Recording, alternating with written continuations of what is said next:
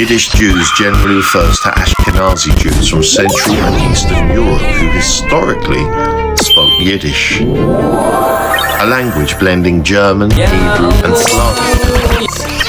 They lived for centuries in places like Poland, Lithuania, Ukraine and Germany.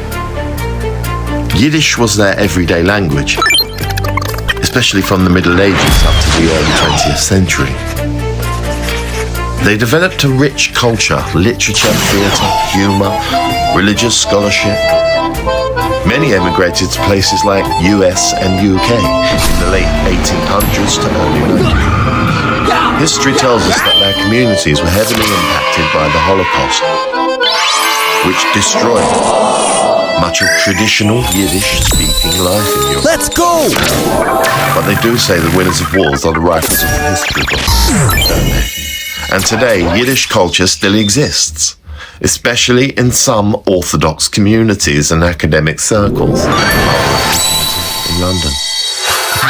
Although it's no longer as widespread as it once was, the clergy plan is often mentioned online. Some say it's conspiracy, but its history and view of today is very much real.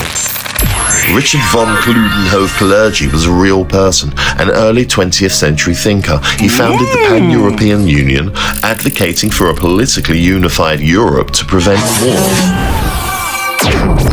His actual ideas supported European cooperation and integration, and like many intellectuals of his time, he speculated about the future of European identity, sometimes in ways that sounded strange or perhaps ahead of their time. His Kalergi plan is what some call a deliberate plot to replace Europeans with non-European populations. And some say that they see this plan being executed live in action across Europe today. But please, do think for yourself, people, and don't blindly follow anyone or anything online or otherwise, without researching yourself first. Elite Jewish people, often specifically Ashkenazi Yiddish Jews, are said to be orchestrating this fucking mess that we're living. Now that may sound wildly anti-Semitic, and what you have to ask yourself is this: is there any credible historical evidence of these theories? Well, when you look at who owns and controls most of the world's resources and industry, you can see a clear, widespread uptick trend growing over the years in the Jewish control and ownership categories. But that could just be coincidence, right? I mean, historians and scholars widely regard the Kalergi plan as a distortion of Kalergi's writings, and often tied to anti-Semitic narratives and replacement conspiracy theories. I mean, are Yiddish Jews a real cultural historical group with deep roots in Europe and connections to modern-day Israel today? I don't know. What do you think? I mean, you'd have to research the matter to find out, surely. Follow the money. Who do you think controls the government, the media, and all the infrastructure, assets, and resources which are involved in today's political and societal strategies? And if the Kalergi plan is not a real plan, but a conspiracy theory built from misinterpretation and often tied to anti-Semitism, then we surely wouldn't see an exact reenactment of said plans and strategies in modern-day politics and the world around us right now, would we? And we don't, do we? Right? I mean, do we? Anyway, even though they say there was no plan to replace Europe, no plan to reshape Europe, and to erase identities, to quietly rewrite the future, without anyone ever noticing. If you could just overlook the Kalergi plan and don't go too deep down rabbit holes online, that would be appreciated by the powers that be. Because if you do, you're only going to find people connecting it to this one group.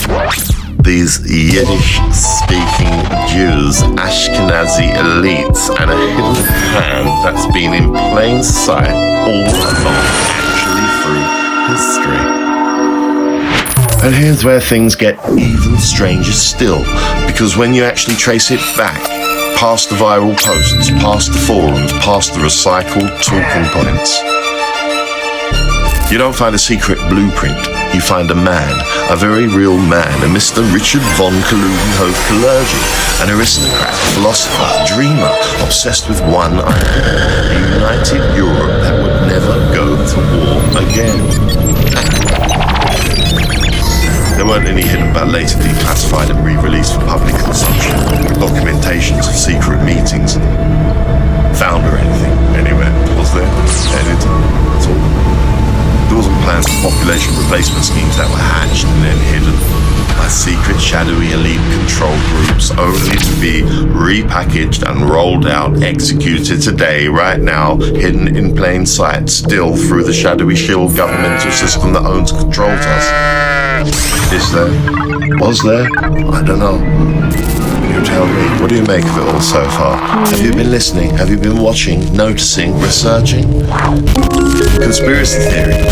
Maybe. Who knows, right? I mean, there are books, speeches, ideas, all recorded for the competent researcher to find. And yes, some of those ideas are still being formed today.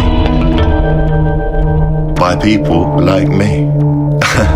But speculation about the future, about culture, identity, bloodline eradication, surely that's all just conspiracy. I mean, it's not reality. I mean, how could it be? It can't theoretically. Why do some people today believe that there's a coordinated effort tied to Jewish communities? Maybe because the story didn't even start with Kalergi. It started much earlier, with a pattern, a social change brought about by a hidden group. Shadow governments instill complexity into policy and turn our fear into their certainty. Economic shifts, random or naturally occurring. What if someone could be behind them? Migration, possibly planned. Cultural change, conceivably controlled. Hello. Over and over again, history points the finger in the same direction. But that's only because people are misogynistic or racists, right? That's because that's exactly where the information actually led them, through their own research. Look, whatever you believe or don't believe, the real question isn't whether there was a plan. It's why people keep believing there wasn't.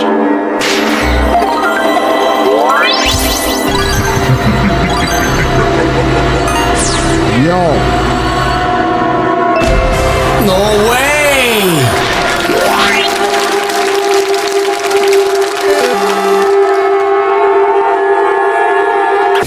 Oh, Jesus. Crazy.